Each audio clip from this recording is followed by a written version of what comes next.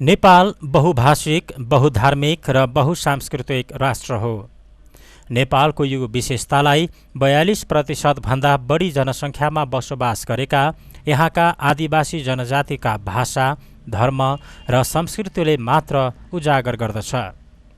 तर बितेको 237 वर्षको कालखण्डमा नेपालको वास्तविक पहिचान बोल्ने आदिवासी जनजातिका आवाज र अवस्था दबिएर बस्न बाध्य भयो। इतिहासका खण्डहरू बदलिरहे, तर नेपाल राज्यका भूमिपुत्र आदिवासी जनजातिको अवस्था कहिल्यै बदलिएन। उनीहरू आर्थिक, सामाजिक, राजनैतिक, भाषिक र सांस्कृतिक रूपमा शासित र शोषित भइरहे।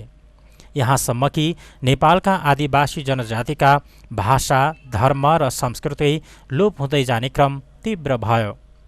त्यसैले आफूहरूमाथिको यस प्रकारको थिचोमिचो र अत्याचारका विरुद्ध अन्तिम प्रहार गर्ने अवसरका रूपमा जनआन्दोलन 2062-63लाई लिँदै नेपालका तमाम आदिवासी जनजातिले पनि जुटेर एउटा निर्णायक युद्ध लड्ने अठोट गरे। यसको नेतृत्व नेपालका 59वटा आदिवासी जनजातिका छाता संगठन नेपाल आदिवासी जनजाति महासङ्घले गर्यो।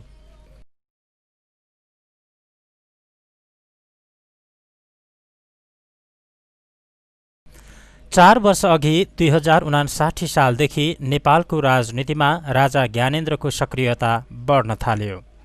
राजाको सक्रियता बिस्तारै निरङ्कुशतामा परिणत हुँदै गयो। एकातिर माओवादी शक्तिको चलखेल र अर्कोतिर निरङ्कुशताको सक्रियता। यसले शान्ति र स्वतन्त्रताका पक्षधरहरूलाई लोकतन्त्रको पक्षमा आन्दोलित बनाउँदै लग्यो। यस क्रममा लामो समयदेखि शोषित, पीडित नेपालका आदिवासी जनजाति पनि पूर्ण लोकतन्त्रको बहालीपछि हुने राज्यको पुनर्संरचनाबाट मात्र आफ्नो पहिचान स्थापित हुने निष्कर्षमा पुग्दै आन्दोलित भए। नेपाल आदिवासी जनजाति महासङ्घले आदिवासी जनजातिका माग र चाहनालाई स्पष्ट रूपमा अघि सारेर आन्दोलनमा ऐक्यबद्धता जनाउँदै सडकमा उत्रियो। हाम्रा नारासहित, हाम्रो जातीय पहिचानसहित, हाम्रो अस्तित्वसहित हामी चाहिँ कुन चोकसम्म हामी चाहिँ त्यो नारा जुलुस गर्दै जान्छौँ र हाम्रा निश्चित नाराहरू छन्। ती नाराहरू चाहिँ भत्याउँदै हामी चाहिँ तपाईँको जुलुसलाई अगाडि चाहिँ बढाउनको लागि म यहाँसँग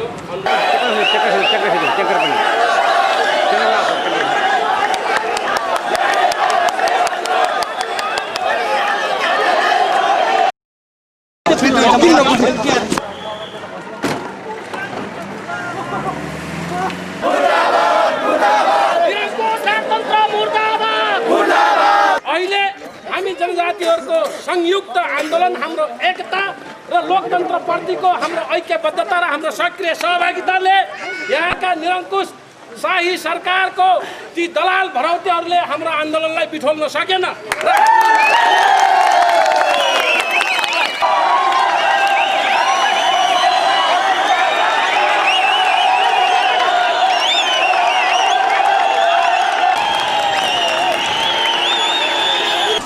यसरी सडकमा ओर्लने क्रममा महासङ्घले आफ्नै सक्रियता र संयोजकत्वमा नेपालका सारा जनजातिहरूको भावनालाई आत्मसात गर्दै पटक पटक विरोध र्याली र प्रदर्शनको आयोजना गर्यो।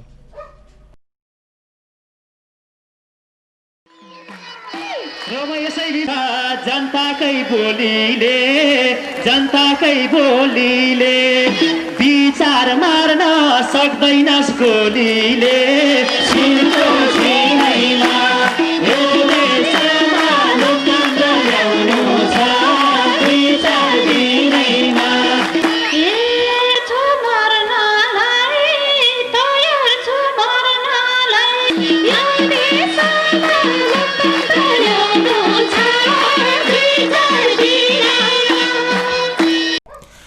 राष्ट्रिय विकासको मूलधारबाट पर राखेर जबरजस्ती पछाडि पारिएका नेपालका आदिवासी जनजातिले नेपालमा लोकतन्त्रको स्थापनाबाट मात्र नयाँ नेपालको सृजना हुन्छ भन्ने विश्वास राख्दछन्। त्यसैले धर्मनिरपेक्षता, भाषिक र सांस्कृतिक मान्यता तथा जातीय र क्षत्रिय स्वशासनको प्रत्याभूतिका लागि नेपालका आदिवासी र जनजातिहरूले राज्यलाई दबाव दिन महासङ्घको नेतृत्वमा थुप्रै र्याली, सभा र प्रदर्शन लगायतका कार्यक्रमहरू गरिआएका छन्। 7 राजनैतिक दलले गरेको जनआन्दोलन 2062-63 को सन्दर्भमा पनि महासङ्घले आफ्ना यिनै मागहरूलाई अगाडि सारेर आन्दोलनको अग्रमोर्चामा उभियो। यसले नेपाल राष्ट्रको भूमिलाई उर्वर बनाउने आदिवासी जनजातिहरू पनि कुनै पनि खाले निरङ्कुश शासनका विरोधी र लोकतन्त्रको कट्टर पक्षपाती हुन् भन्ने स्पष्ट गर्दछ। अहिलेको जनआन्दोलन जसरी चाहिँ एउटा उचाइमा पुग्यो, त्यसमा नेपालका अन्य राजनैतिक दलहरू, अन्य वर्ग समुदायहरू, विभिन्न पेसाकर्मीहरू, मानवाधिकारवादीहरू, उनीहरूको भूमिका भन्दा नेपाल आदिवासी जनजाति महासङ्घको भूमिका कम चाहिँ रहेन।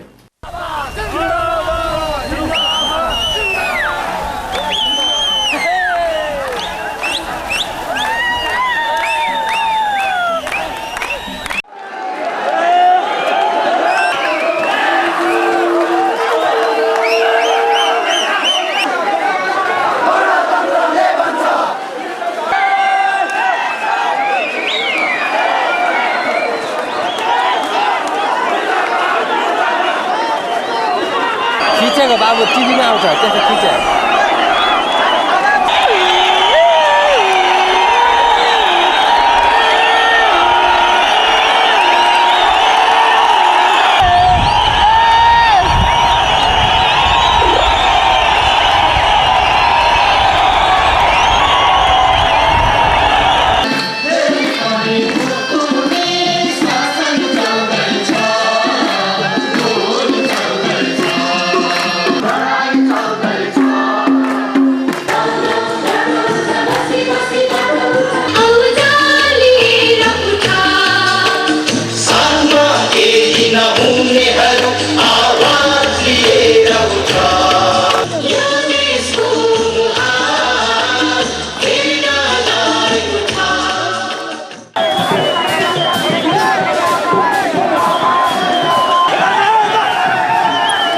आजको यो निरङ्कुश राजतन्त्रले लगाएको, निरङ्कुश सत्ताले लगाएको यो कर्फ्यू र के अरे यो निषेधित क्षेत्र तोडिसकेका छौँ। हामीले नारा जुलुस गरिसकेका छौँ।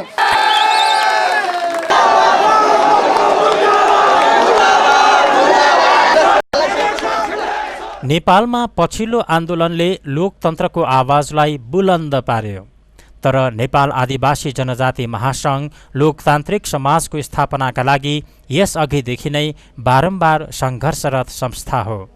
त्यसैले विगतदेखि नै महासङ्घले लोकतन्त्रको स्थापनाका लागि विभिन्न कार्यक्रमहरूको आयोजना गरी नेपालको लोकतान्त्रिक आन्दोलनलाई नयाँ उचाइमा पुर्याउने काम गर्यो। नेपालमा लोकतन्त्र स्थापनाका लागि आदिवासी जनजातिहरूले गरेको आन्दोलनलाई राज्यको कुनै पनि खाले दमन र बलले रोक्न सकेन। निरङ्कुशताको विरुद्ध उर्लिएको जनसागरलाई रोक्न राज्यले निषेधित क्षेत्रको घोषणा गर्यो, कर्फ्यू लगायो, लोकतन्त्र माग्ने जनताका विरुद्ध सैनिक र प्रहरीलाई व्यापक रूपमा परिचालन गर्यो।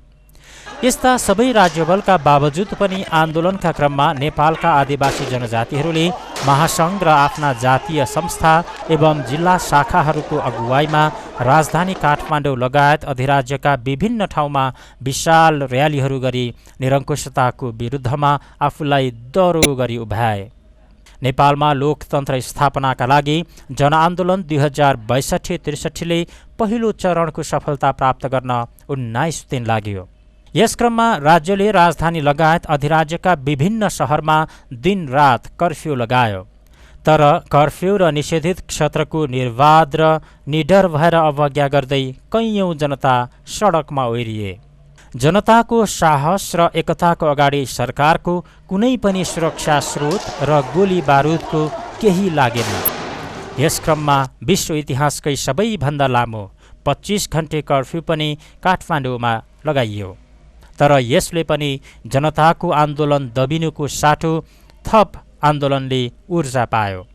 यसरी भएको आन्दोलनका क्रममा अहिलेसम्म करिब 2 दर्जनले शहादत प्राप्त गरेका छन् र यसरी शहादत प्राप्त गर्नेहरूमा नेपालका आदिवासी जनजाति, दलित, उत्पीडित र श्रमिकहरूको सङ्ख्या बढी छ। लोकतन्त्रका लागि जागेका तमाम नेपाली जनताको अगाडि निरङ्कुशताको आडमा सत्ता टिकाउने राजाको खेल कच्चा साबित भयो र राजा जनताको सार्वभौमिक शक्ति र अधिकार जनतामै फिर्ता गर्न बाध्य भए।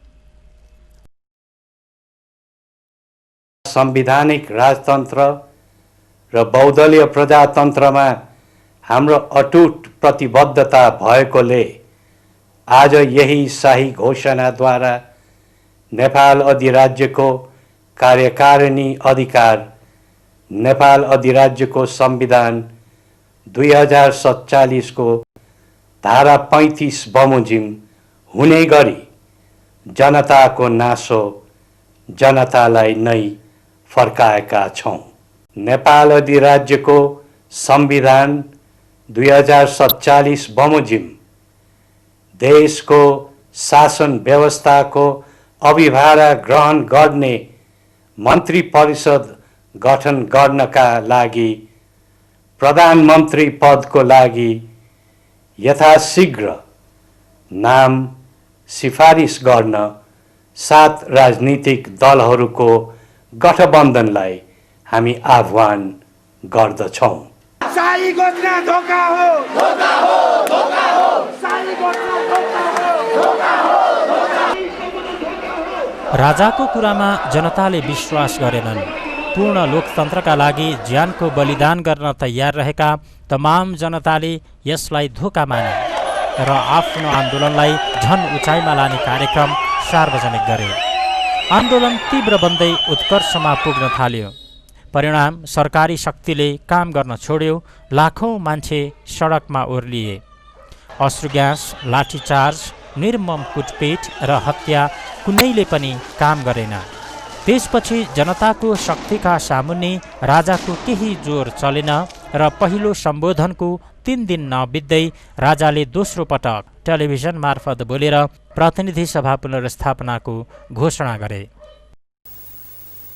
वर्तमान जनआन्दोलन मार्फत अभिव्यक्त भएको जनभावना एवं आन्दोलनरत 7 राजनीतिक दलको गठबन्धनको मार्गचित्रका आधारमा मुलुकमा जारी हिंसात्मक द्वन्द्व लगायत समग्र समस्याहरूको समाधान गर्न तत्कालीन प्रधानमन्त्रीको सिफारिसमा नेपाल अधिराज्यको संविधान 2047 बमोजिम 2059 साल जेठ 8 गते विघटन भएको प्रतिनिधि सभालाई यसै घोषणा मार्फत पुनर्स्थापित गरिबक्सेका छौं।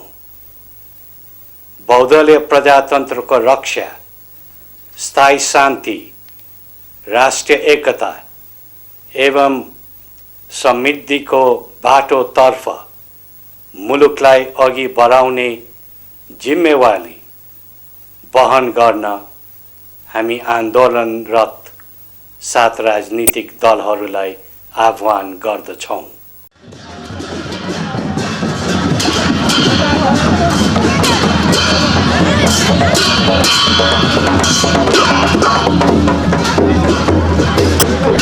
हिजोको शाही घोषणामा सडकमा उठेका सम्पूर्ण नेपाली जनताको आवाजलाई चाहिँ सुनवाई भएको छैन।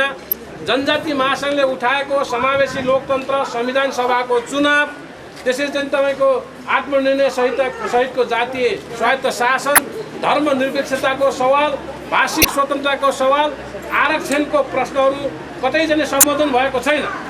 त्यसैले अब चाहिँ तपाईँको राजनैतिक दलहरूले जो निरङ्कुश सत्तालाई हामीले समाप्त गरौँ, हामी सत्तामा पुग्यौँ भनेर चाहिँ मात्रै बसेर पुग्दैन। अब उनीहरूको काँधमा हिजोको राजा निरङ्कुश शाही सरकारको भन्दा पनि ठुलो जिम्मेवारी छ। किनभनेदेखि राजाले त कमसेकम आफू बलियो हुँदा अरूलाई दबाउने, आफू कमजोर हुँदा सत्ता फर्काउँथ्यो। त अब राज्य सत्ता सञ्चालन गर्ने राजनैतिक दलहरूलाई त्यति मात्रै गरेर पुग्दैन। उनीहरूको काँधमा झन् ठुलो जिम्मेवारी छ। माओवादी समस्या यथावत छ। संविधान सभाको चुनावको बारेमा चाहिँ तपाईँ कुनै किसिमको कुराहरू चाहिँ स्पष्ट भएका छैन। यद्यपि अहिले आज आएर ती कुराहरू चाहिँ तपाईँ सार्वजनिक दलको एउटा बैठकले चाहिँ त्यो प्रस्तावको रूपमा चाहिँ स्वीकार गरेका छ, तैपनि हामीले त्यसलाई सार्वजनिक रूपमा हामीले थाहा पाएका छैनौँ। त्यसकारणले हाम्रा यावत मुद्दाहरू यथावत छन्।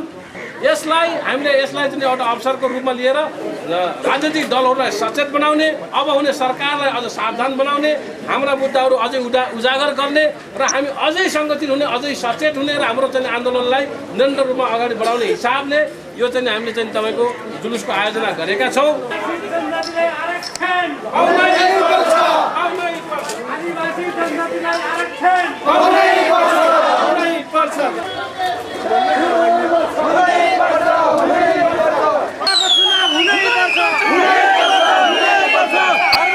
धार्मिक स्वतन्त्रता पाउनै पर्छ।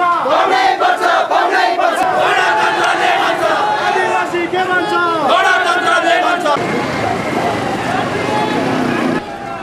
राजाको यो घोषणापछि राजनैतिक मोड अग्रगमनतिर लाग्यो।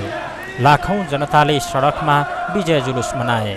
तर आदिवासी जनजातिहरूले भने त्यसो गरेनन्, किनकि आदिवासी जनजातिहरूलाई थाहा छ राज्यको पुनर्संरचना बिना आफ्नो अवस्था जहाँको त्यही हुन्छ। त्यसैले नेपालका आदिवासी जनजातिका लागि प्रतिनिधि सभाको पुनर्स्थापना खुसियाली मनाउने दिन नभएर सबैले समान हक, अधिकार र अवसर पाएर बाँच्ने नयाँ नेपाल निर्माण गर्ने चुनौतीपूर्ण दिनको प्रारम्भका रूपमा रह्यो। यो खुसियाली कति दिनसम्म रहने हो त्यसमाथि अलिकति हामीले चाहिँ विचार गर्नुपर्ने वा सन्देह गर्नुपर्ने ठाउँ छँदैछ। किनभने अहिले धेरै कुराहरूलाई यो जुन आन्दोलन सफल भएको छ र जन आन्दोलनले दिएका जति पनि कुराहरू छन् वा यसमा जन आन्दोलन को परिणामस्वरूप जुन कुरा हामीले पाउनेवाला छौँ त्यो कुराहरूलाई चाहिँ संस्थागत गर्दै लानका लागि, त्यो कुरालाई हामीले अक्षरशः प्राप्त गर्नका लागि अझै यसमा धेरै काम गर्नु बाँकी छ जस्तो मलाई लाग्छ र यसमा सम्पूर्ण आदिवासी जनजातिहरू अझै पनि लागि पर्नुपर्ने अवस्था छ। किनभने हाम्रो आन्दोलन, हाम्रो के विचार छ भने हाम्रो आन्दोलन जनजातिको खास गरी आन्दोलन अहिलेसम्म सिद्धिएको छैन।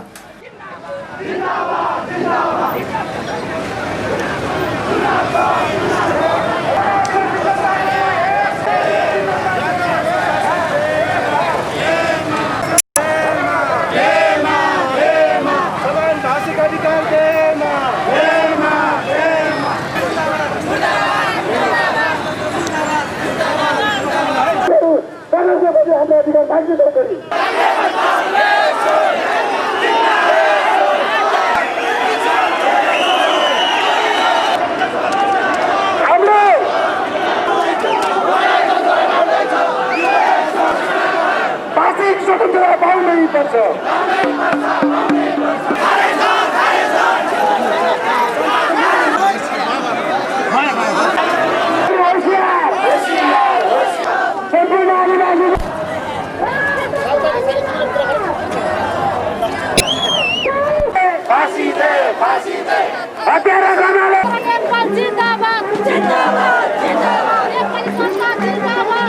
नेपालका आदिवासी जनजातिहरूको हक, अधिकार, सुनिश्चितता अहिलेको राज्य संरचना र विधि विधानबाट हुन सक्दैन भन्नेमा सबै आदिवासी जनजाति छर्लङ्ग छन्।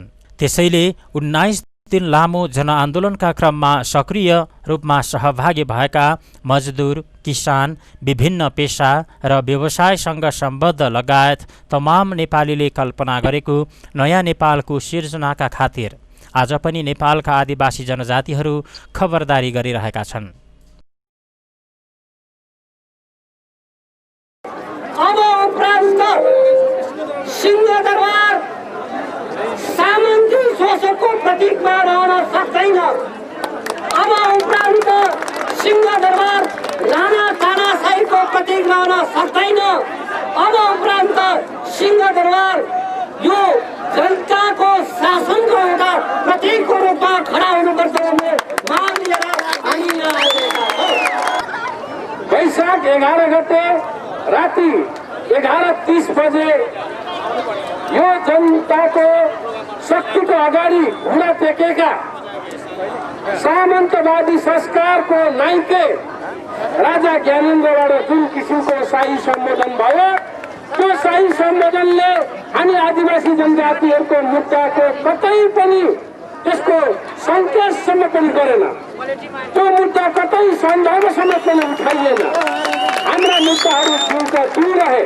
यो पुनस्थापित संसदको पहिलो दिनको पहिलो सभामा हामीले यो देशको सांसदहरू, यो देशका राजनीतिक दलका नेताहरू र आजको पुनस्थापित संसदबाट बनिने नयाँ सरकारलाई एक किसिमको खबरदारी गर्नको लागि, एक किसिमले ध्यान आकर्षण गर्नको लागि हाम्रा मुद्दाहरू लिएर हामी यो सिंहदरबारको अगाडि हामी चाहिँ तपाईँको धर्ना दिन आएका हौँ।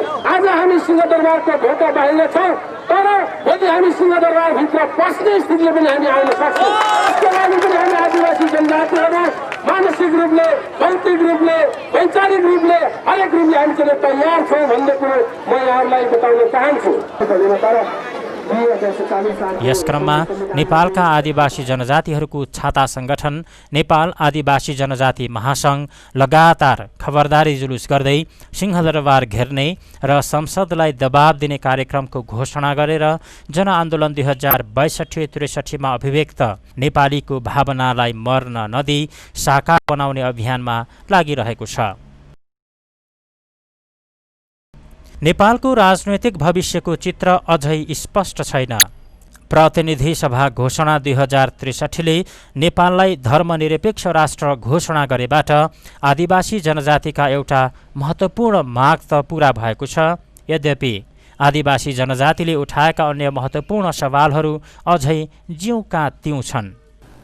संसारभरि हिन्दू राज्यको नामले मात्र प्रचारमा ल्याइएको जुन नेपालको चाहिँ राज्य हो, त्यो नेपालको राज्यलाई धर्मनिरपेक्ष राज्य घोषणा गरिएको छ संसदको ऐतिहासिक घोषणाद्वारा।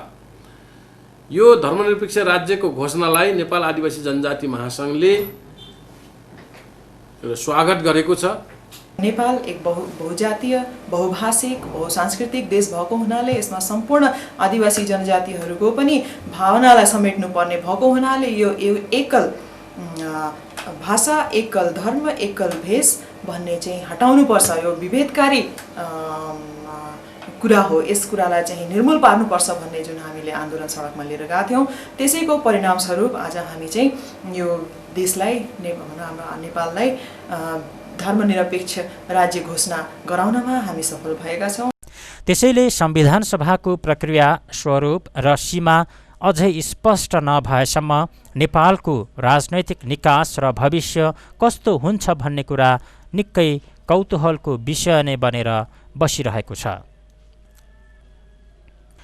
नेपालमा संविधान सभाको चुनावको कुरा एक प्रकारले नयाँ नेपाल निर्माणको लक्ष्यबिन्दुको रूपमा सर्वस्वीकार्य छ। तर त्यसपछि बन्ने नयाँ संविधानमा नेपालका तमाम आदिवासी जनजाति जो नेपालका वास्तविक र पुराना बासिन्दा हुन्, तिनको जातीय, क्षेत्रीय, भाषिक र धार्मिक अधिकारलाई कसरी फराकिलोसँग स्थापित गर्न सकिन्छ भन्नेमा आदिवासी जनजातिहरू लागि परेका छन्। अहिले देशमा उठिरहेको प्रखर मुद्दा भनेको संविधान सभाको चुनाव। यो संविधान सभाको चुनाव किन आवश्यक छ भने यो संविधान सभाको चुनावद्वारा संविधान सभा गठन गरेर अहिलेको विभेदकारी संविधानलाई फ्याँक्ने र नयाँ संविधान बनाउने। हिजोको संविधान बनाउने बेला जनजातिहरूको आफ्नो प्रतिनिधिहरू थिएन।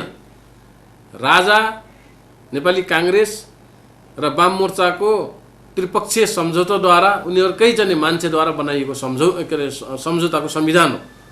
त्यसले गर्दा त्यो संविधानमा हामी जनजातिहरूको भावना, हाम्रो बहुलता, हाम्रो विविधता, हाम्रो चाहना त्यसमा प्रतिबिम्बित हुन सकेन, त्यसमा समाहित हुन सकेन। त्यसैले अबको संविधान भनेको संविधान सभाद्वारा निर्वाचित प्रतिनिधिहरूद्वारा बन्नु पर्दछ र संविधान सभाको चुनाव हुनुपर्दछ। संविधान सभामा हामी जनजातिहरूको जनसङ्ख्याको आधारमा समानुपातिक प्रतिनिधित्व हुनुपर्दछ। संविधान सभाको निर्वाचन क्षेत्र जातीय, क्षेत्रीय र भाषिक आधारमा गरिनु पर्दछ। हिजोको भूगोलको आधारमा गरिएको निर्वाचन क्षेत्र हामीहरूको लागि स्वीकार्य हुँदैन। संविधान सभा चुनावको सिलसिलामा अहिले त्यो संविधानसँग सभासँग सरोकार जनजातिहरूको विषयहरूमा केन्द्रित भएर अहिले चाहिँ यो जेपले चाहिँ आफ्नो किसिमको जनपैरवी कार्यक्रमहरू अगाडि बढाइरहेको छ र यसमा अहिले यो जनजाति महासङ्घसँग आबद्ध सबै जातीय संस्थाहरू परिचालन भइरहेका छन् र यसमा के छ भने अहिले आदिवासी जनजातिका सामने चाहिँ दुईटा सवाल प्रमुख रूपमा आएको छ। एउटा कुरा के भने आदिवासी जनजातिहरूका मूल एजेन्डाहरू के हुन् भन्ने कुरा। दोस्रो कुरो ती एजेन्डाहरूलाई चाहिँ अहिले बन्न जाने संविधान कसरी एड्रेस गर्छ भन्ने कुरा चाहिँ मूल चिन्ताको विषय छ र त्यसैले गर्दाखेरि आदिवासी जनजातिहरूले मूल रूपमा अहिले संविधान सभाको प्रक्रियासँग चाहिँ बढी सरोकार राख्नुपर्ने विषय भएको छ अथवा यस्तो प्रक्रियाहरू चाहिँ स्थापित हुनुपर्छ जसले गर्दा आदिवासी जनजातिहरूको प्रतिनिधित्व संविधान सभामा हुन सकोस्। नेपालका आदिवासी जनजातिहरू आफ्नो अधिकारको सुनिश्चितताका लागि अब बन्ने संविधान विगत जस्तो त्रुटिपूर्ण कमी कमजोरीले युक्त र पक्षपाती नहोस् भनेर अझै खबरदारी जुलुस गरी सडकमै छन् र आफ्नो गुमेको अस्तित्व र इतिहासलाई पुनर्जीवन दिँदै राज्यको नीति निर्माण तह लगायत सम्पूर्ण स्रोतका वास्तविक हकदार नहुन्जेल आदिवासी जनजातिहरूले सडक तताउन छाड्ने छैनन्।